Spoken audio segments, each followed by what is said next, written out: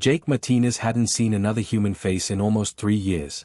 Out here on Theta 9, perched at the very edge of mapped space, he was about as alone as a person could get. The station wasn't much to look at anymore. Half the lights didn't work, the air recycler made a rattling sound that probably meant something bad, and the main bay was filled with salvaged junk from 100 different alien species. But it was his, and that counted for something. People used to ask him why he stayed out here. The truth was complicated.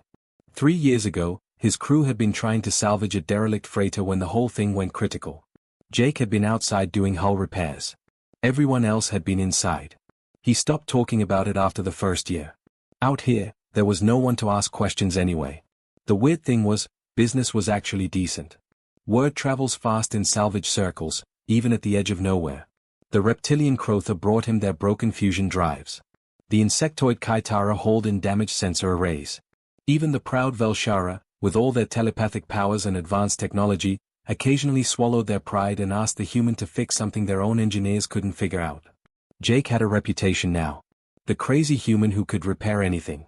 The mechanics back in civilized space would diagnose problems for weeks, run simulations, consult databases. Jake just sort of looked at broken things, poked around a bit, and made them work. He couldn't really explain how. Sometimes you just knew where to tap the wrench. It was a Tuesday, or whatever passed for Tuesday when you were 30 light years from Earth's calendar, when the consortium transport came screaming into his bay trailing smoke and sparking like a festival firework. Jake was under a Crotha mining hauler at the time, and the sound of the emergency landing nearly made him crack his head on the undercarriage. The transport was military. That was clear from the heavy armor plating and the weapons arrays, most of which looked half-melted from whatever fight they'd limped away from. The loading ramp dropped with a hydraulic hiss, and out came 6 consortium guards in full combat gear. They moved like soldiers everywhere moved, all business and bad attitudes. Behind them came the cargo container. It was hovering on antigrave, which seemed like overkill until Jake got a good look at what was inside. Or rather, who was inside. She looked almost human at first glance. 2 arms, 2 legs, walking upright. But her skin had this faint silver sheen to it, and her eyes were too large, too luminous. Velshara, Jake realized. He'd only met a couple in person, but you didn't forget them. They were telepaths, the lot of them, and supposedly one of the most advanced species in the known galaxy. This one was royalty. You could tell from the way she held herself, even wrapped in chains. And those chains, they were something else entirely. They glowed with a soft blue light, covered in symbols that seemed to shift when you weren't looking directly at them. Ancient technology. Architect-made, if Jake had to guess. The architects had vanished millions of years ago, but their tech was still considered the most advanced stuff anyone had ever seen. The guard captain, a Thurian with 4 arms and an attitude to match, jabbed a thick finger at Jake. You. Human. Our jump drive is damaged. You will repair it. We depart in 6 hours. Not a request. Never a request with military types. Jake wiped his hands on his coveralls and walked over to inspect the ship. The damage was bad. Really bad. The jump core had microfractures throughout the containment system. This was a 3-day job minimum, and that was if everything went right. Can't do it in 6 hours, Jake said flatly. 2 days. Maybe 3. The Thurian's face did that thing that meant he was angry. All 4 hands curled into fists. Unacceptable. We are on a priority transport mission. Yeah, well, physics doesn't care about your priorities. You want it fast or you want it right. Because fast means you jump once and then explode. They argued for another 20 minutes. It was during this argument that Jake first locked eyes with the prisoner. She was standing perfectly still in her container, watching everything. When their gazes met, something flickered across her face. Not quite hope. More like recognition. Like she'd found something unexpected. The guards eventually agreed to his timeline. They didn't have much choice. The next nearest repair station was 4 days away, and their ship wouldn't make it. They set up a perimeter around their transport, posted guards, and made it very clear that Jake should focus on the repairs and nothing else. But Jake was curious. Always had been. That's what got him into engineering in the first place. That night, after the guards had rotated shifts and the station had gone quiet, he found himself walking past the prisoner's holding area.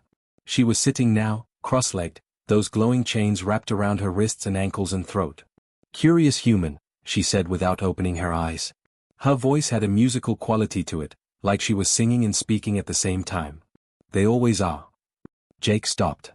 You speak English. I speak many languages. Telepathy makes learning them simple. She opened her eyes then, and they were sad. Deeply, profoundly sad. You're wondering about the chains. He was, actually, Architect Tech.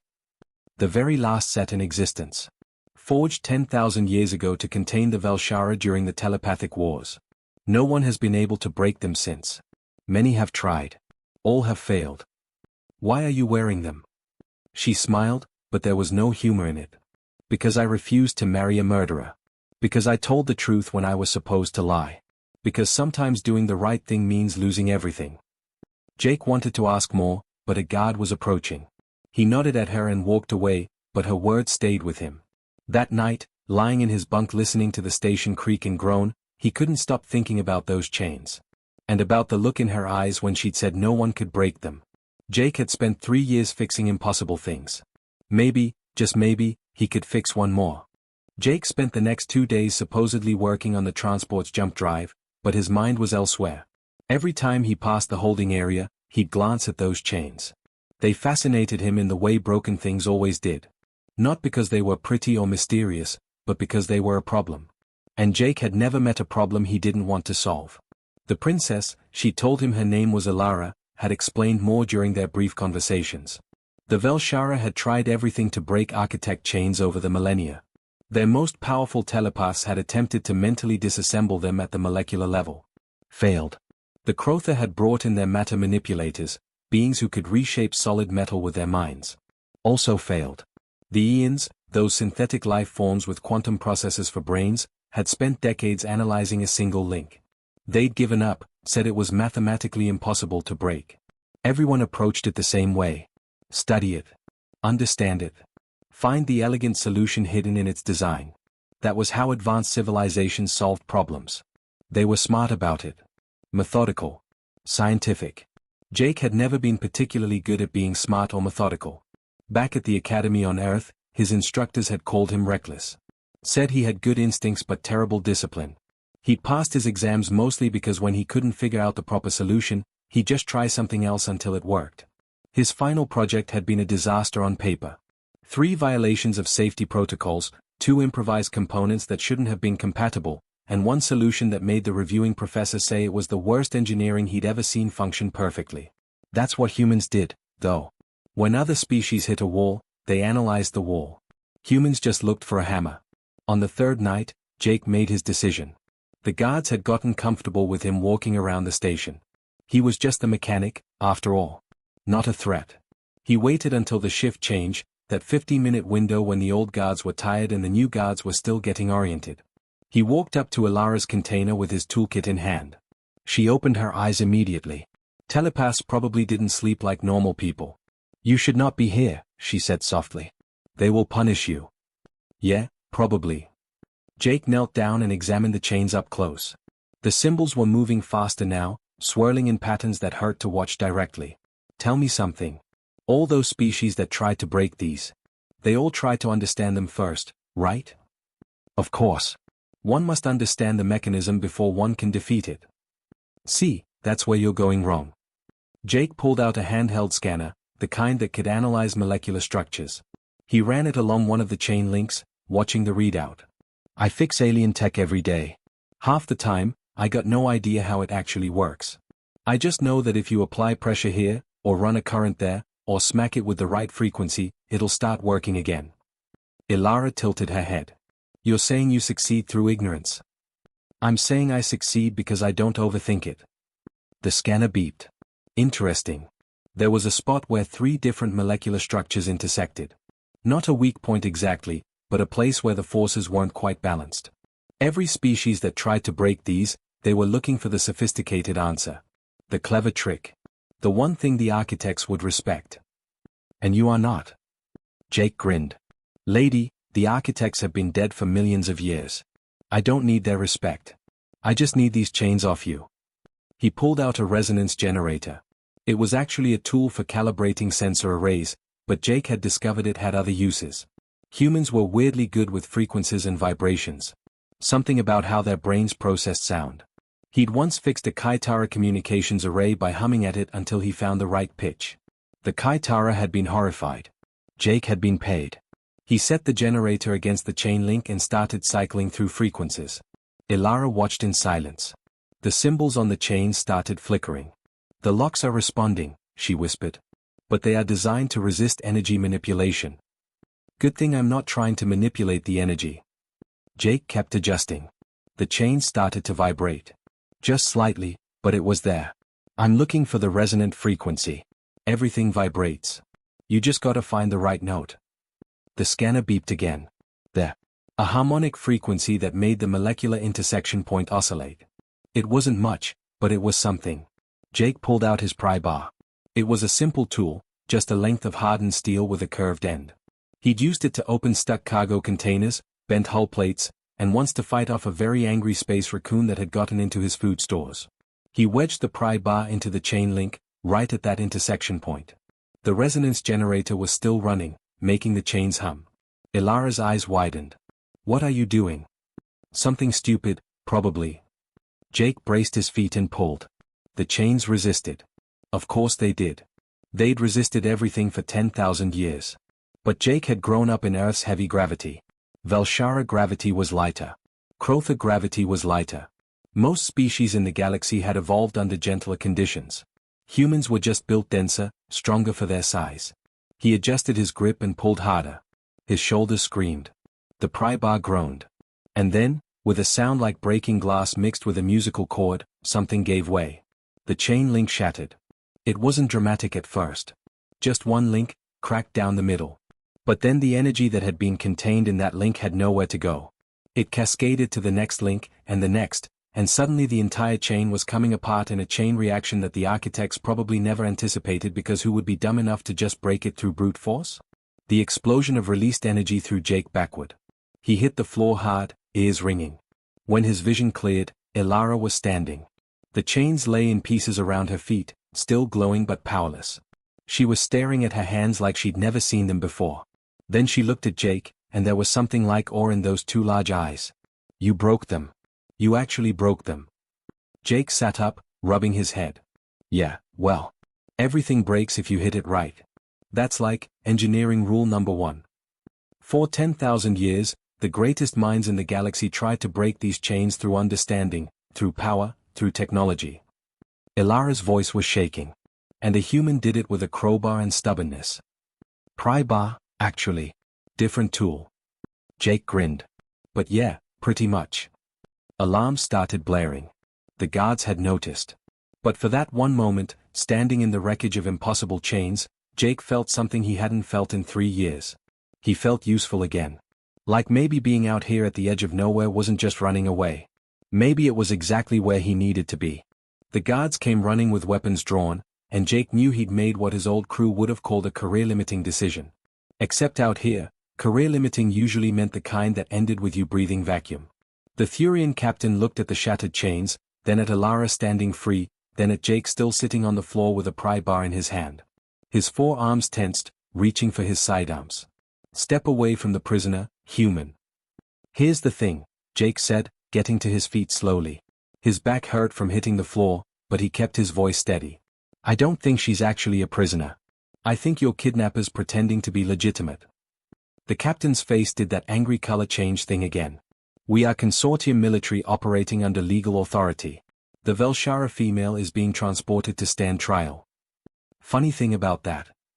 Jake positioned himself between the guards and Elara. It was a stupid move tactically. He was one unarmed human against 6 trained soldiers. But sometimes you had to be stupid. Trials usually involve lawyers and judges. Not execution chains that slowly drain your life force. Elara's voice came from behind him, stronger now without the chains suppressing her powers. He is correct. There is no trial. My betrothed, Lord Theron, orchestrated this transport. I was to die quietly en route, an unfortunate accident. My refusal to marry him was an inconvenience he sought to eliminate. The guards exchanged glances. One of them, a younger consortium soldier, lowered his weapon slightly. Captain, we were told this was a standard prisoner transport. If this is an assassination. Shut up, the captain snapped. Our orders come from the highest levels. We do not question them. Jake laughed. It wasn't a happy sound. Yeah, I've heard that before. Just following orders. That's what the guy said when my crew died because command cut corners on safety protocols to save money. Following orders don't make you innocent, friend. It just makes you a tool. The captain raised his weapon, pointing it directly at Jake's chest. Last warning, human. Step aside. Jake didn't move. His heart was pounding so hard he could hear it in his ears, but his feet stayed planted. 3 years alone had maybe made him a little crazy. Or maybe it had just reminded him what mattered. His crew had died while he'd watched helplessly. He'd spent 3 years fixing broken machines because he couldn't fix that. But this? This he could do something about. No, Jake said simply.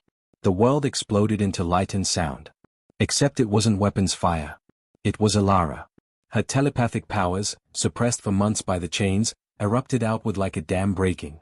Jake felt something touch his mind, gentle but vast. It was like standing next to an ocean and suddenly realizing how deep it went. The guards staggered, clutching their heads. Telepathy wasn't mind control, not exactly.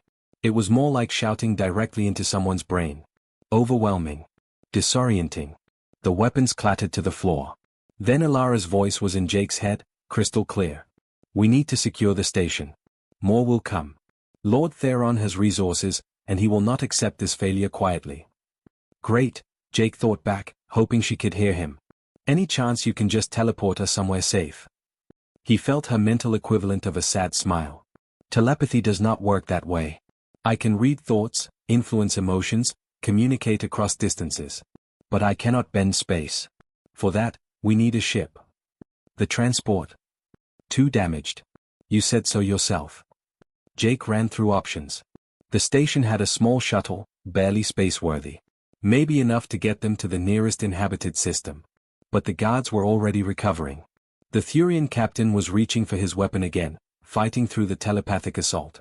Okay, new plan, Jake said out loud. We hold the station. Turn it into a fortress. I've got enough salvaged weapons and tech in this place to make things interesting. Over the next hour, Jake learned that having a telepathic alien princess on your side was both amazing and terrifying. Ilara could sense the guards' positions through walls, anticipate their movements before they made them. She guided Jake through the station's corridors, helping him set traps and blockades. Jake welded blast doors shut. He rigged sensor arrays to work as early warning systems. He found a Crotha plasma cannon he'd been meaning to repair and got it working with some creative rewiring and a lot of duct tape. The human kind of duct tape that he'd brought from Earth because apparently it was the one thing humans made that every species in the galaxy envied. At one point, while they were fortifying the main bay, Ilara touched his shoulder. Not physically, mentally. Jake felt her presence in his thoughts, curious and gentle. Your mind is chaos, she said wonderingly. How do you function like this? Jake was sorting through ammunition. Like what? Your thoughts. They are everywhere at once. You are thinking about the defenses, about your lost crew, about whether you have enough food supplies, about a song from your childhood, about 17 different ways this could go wrong, all simultaneously. It should be maddening. Oh. Jake shrugged. Yeah, that's just how human brains work. We don't really think in straight lines. The Velshara think in perfect sequences. One thought follows another with logical precision. The Crotha think in spatial patterns. The Ians think in mathematical structures. Ilara's mental voice was filled with something like wonder. But humans think in beautiful chaos. No wonder you see solutions others miss. You are not constrained by orderly thought processes. Is that a compliment or an insult? It is an observation. And perhaps an explanation. You broke the chains because you did not think about breaking them the way everyone else did. Your mind simply jumped to hit it with a crowbar without traveling through all the logical steps that would have told you it was impossible. Jake grinned. We call that thinking outside the box. Or sometimes we call it being too dumb to know better. Depends who you ask. The station shook. Weapons fire. The guards were testing their defenses. Jake activated the plasma cannon, and the return fire sent them scattering. But this was just the beginning. Ilara was right. More would come. Assassins. Mercenaries. Maybe even Velshara military forces loyal to Lord Theron. As the next wave of attacks began, Jake found himself thinking about those 3 years of isolation. He thought he was hiding out here, running from his failures. But maybe he'd been waiting. Waiting for a reason to care again. Waiting for something worth fighting for.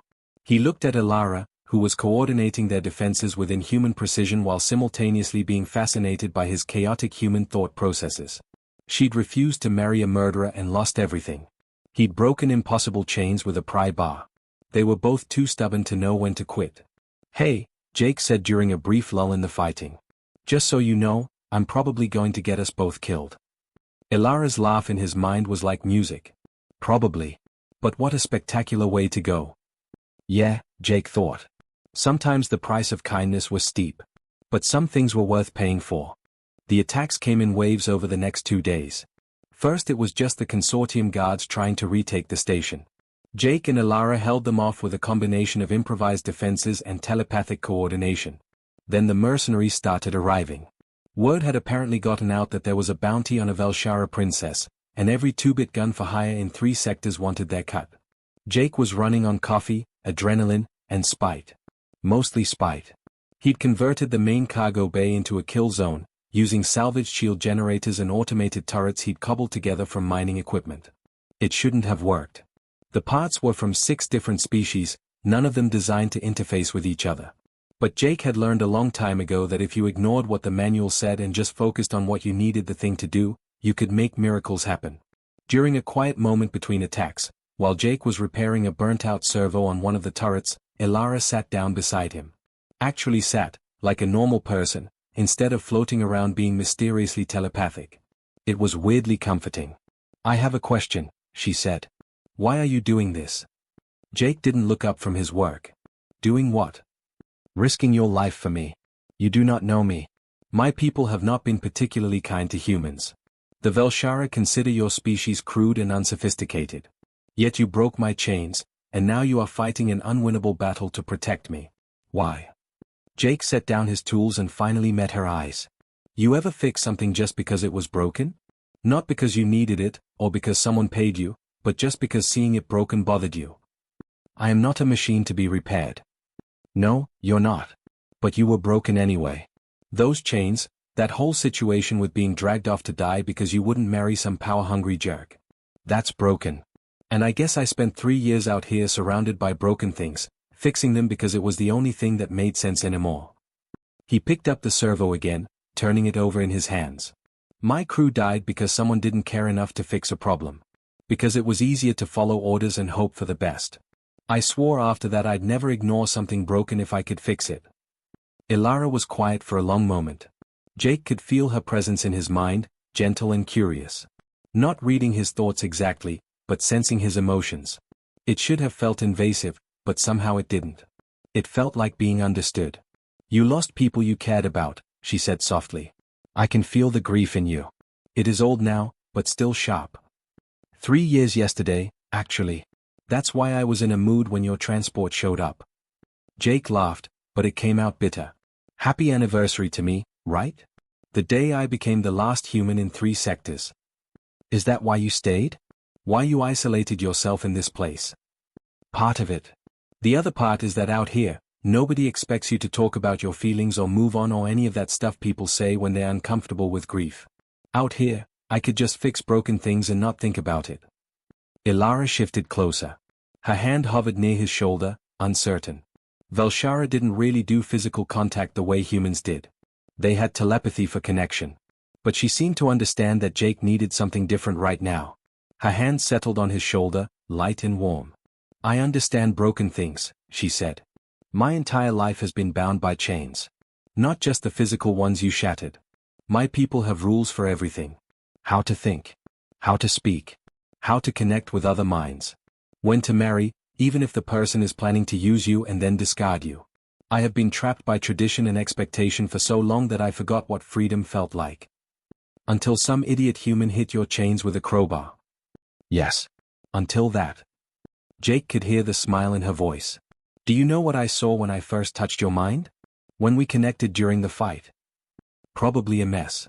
My ex-girlfriend used to say my brain was like a junk drawer. Everything just thrown in there randomly. I saw possibility.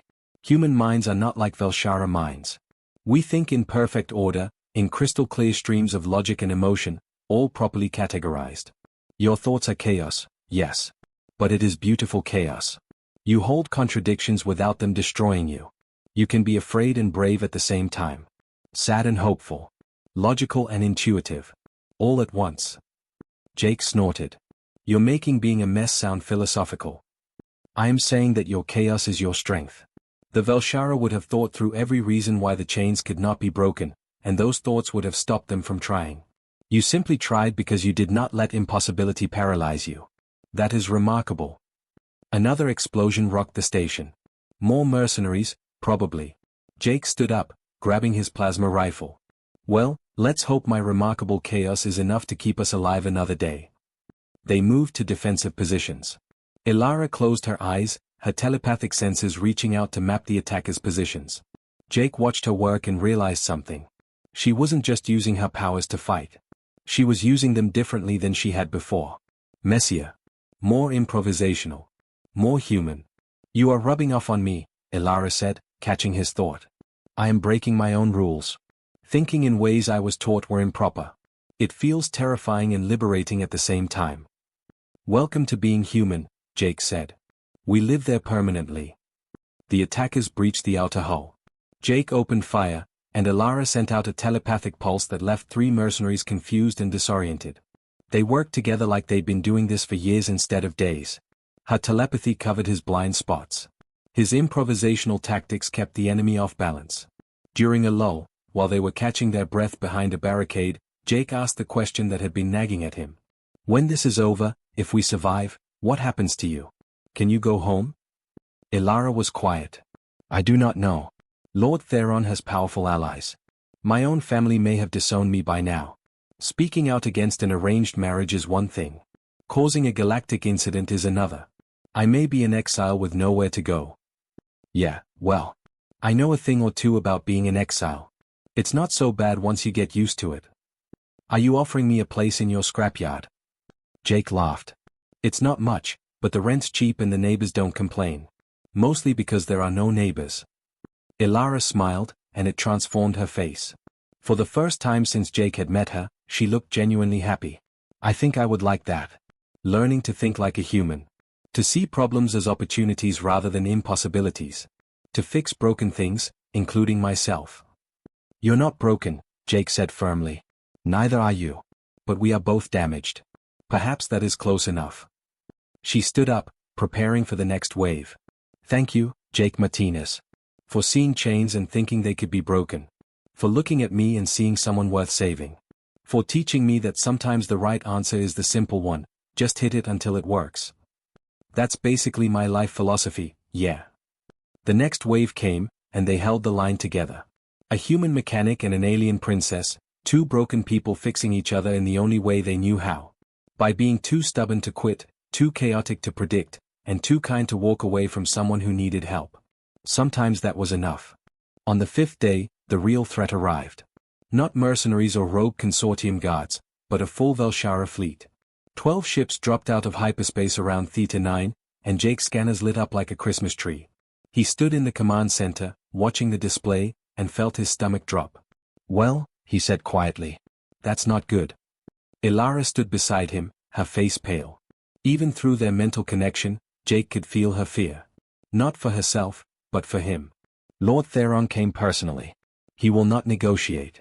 He will not show mercy. Can we run? I've got the shuttle prepped. They would destroy us before we cleared the station. Their weapons range is far superior. Ilara's hands clenched into fists. I will not let you die for me, Jake. I can surrender. Perhaps. Yeah, no. We're not doing that. Jake pulled up the communications array. His hands were shaking slightly, but his voice was steady. I've got a different idea. Probably a stupid one. Your stupid ideas have kept us alive this long. Jake grinned despite everything. Fair point. He opened a wideband channel that would broadcast to all 12 ships. Attention Velshara fleet. This is Jake Martinez, owner and operator of this station. I'm guessing you're here for the princess. Before you start shooting, you might want to hear what she has to say. Static. Then a voice, smooth and cold. The human mechanic, I presume. I am Lord Theron. You are harboring a fugitive and a traitor to the Velshara people. Surrender her immediately, and your death will be quick. Counterpoint, Jake said. How about she tells everyone exactly why she's a fugitive? And we let the people decide if she's actually a traitor, or if you're just a power-hungry jerk trying to cover up a coup. More static. Jake could practically hear Theron's rage through the speakers. You dare? Yeah, I dare. See, here's the thing about humans. We're really annoying about stuff like the truth. It's kind of our whole deal. Jake looked at Alara. You ready? She nodded, her eyes fierce. Jake had seen her scared, exhausted, grateful. But this was different. This was determination. She closed her eyes and her telepathic power surged outward, not as a weapon, but as a broadcast. Every Velshara in the fleet heard her. Not through communications equipment, but directly in their minds. And what she shared wasn't carefully worded political speech. It was raw truth, messy and emotional and completely against every rule of Velshara telepathic protocol. She showed them Lord Theron's plot. The assassinations he'd ordered. The power grab he'd planned. The innocent Velshara who would die if he succeeded. She showed them her refusal to be complicit. Her imprisonment. The chains meant to kill her slowly. And then she showed them Jake.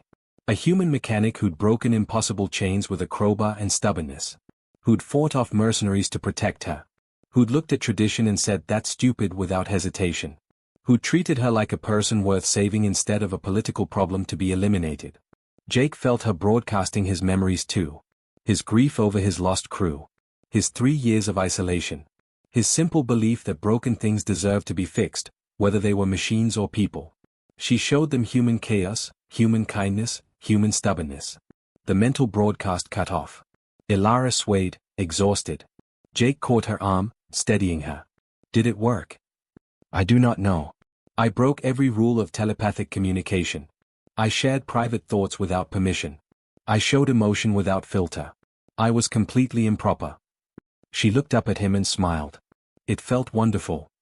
The communication channel crackled. But it wasn't Theron's voice anymore. It was younger, uncertain. This is Junior Telepath Kira aboard the Starhaven. What the princess just showed us. Lord Theron, is this true? Did you order her death? Another voice joined in. The memories seemed genuine. Velshara cannot lie through direct telepathic contact. If Princess Ilara fabricated this. She did not fabricate anything. Theron's voice was sharp now, defensive. She is unstable, emotional, compromised by the human's influence. All ships, prepare to fire on the station. Destroy them both. Silence. Long, heavy silence. Then, no. It was the captain of the Starhaven. Jake could see the ship on his scanners, one of the larger vessels in the fleet. I will not fire on Princess Ilara based on orders from someone she has accused of treason. We need a proper investigation. A real trial. Not an execution. Mutiny, Theron hissed. You dare commit mutiny? I dare to question. Something we Velshara stopped doing long ago. Perhaps we need more human chaos in our thinking. Other ships began broadcasting their agreement. Not all of them. 3 remained loyal to Theron. But the fleet was fracturing, arguing amongst themselves. The young telepaths were particularly vocal, tired of ancient traditions that demanded obedience over truth. Jake watched in amazement as Ilara's single act of breaking protocol started a cascade. She'd shown them possibility. The same way Jake had shown her that impossible chains could be broken. Lord Theron's ship fired. Not at the station, but at the Starhaven. The betrayal was complete now. His own people turned against him. The fleet erupted into chaos, ships scrambling to defensive positions. But they weren't fighting each other. They were isolating Theron's vessels. Within an hour, it was over. Theron's ships were surrounded, disabled. And Jake's communication panel was lighting up with incoming messages. The Velshara wanted to talk to Ilara. Wanted to hear more. Wanted to understand how a human mechanic had changed everything. Ilara broadcast one final message, and this time Jake could feel how much easier it was for her. She wasn't following the rigid protocols anymore. She was just talking, honest and direct. I'm going home. Not as a prisoner, but to speak truth. To break more chains, the ones we Velshara have worn for so long we forgot they were there. Lord Theron showed us what happens when tradition becomes tyranny. A human mechanic showed us what happens when you stop accepting impossibility. She turned to Jake. Out loud, she asked, will you come with me? Help me teach my people to think like humans? To see problems and just try hitting them until they work. Jake looked around his scrapyard station. 3 years he'd spent here, hiding. Fixing broken things because he couldn't fix himself. But Ilara was right. He wasn't broken. Just damaged. And maybe the best way to heal wasn't isolation, but connection. Nah, he said finally, and saw her face fall. Don't get me wrong, I'm on it. But you don't need me. You've already got the most important lesson. You know how to break chains now. Go teach your people. Start a revolution. Be properly improper. But I'll be here. Out at the edge, fixing impossible things. When you need a reminder that chaos can be good, come visit. Bring me some of those weird Velshara power cells that don't make any sense. Let me hit them with a wrench until they work. Ilara laughed, and this time there were tears in her eyes. She hugged him, physically, the way humans did. It was awkward and perfect. Thank you, she whispered. For seeing chains and refusing to accept them. For being too stubborn to know what was impossible. For teaching me that sometimes the right answer is the simple one. Her fleet departed hours later. Jake stood in the cargo bay, watching the ships vanish into hyperspace. The station felt empty again. But it was a different kind of empty now. Not lonely. Just quiet. His communication panel beeped. New message. New ship inbound with damaged systems that absolutely cannot be repaired without returning to the manufacturer. Jake grinned and grabbed his toolkit. Out here at the edge of everything, one human mechanic kept breaking the unbreakable. Not because he was special. Not because he was clever. Just because when someone said that's impossible, his first thought was always the same, let's find out. And sometimes, that was exactly what the galaxy needed.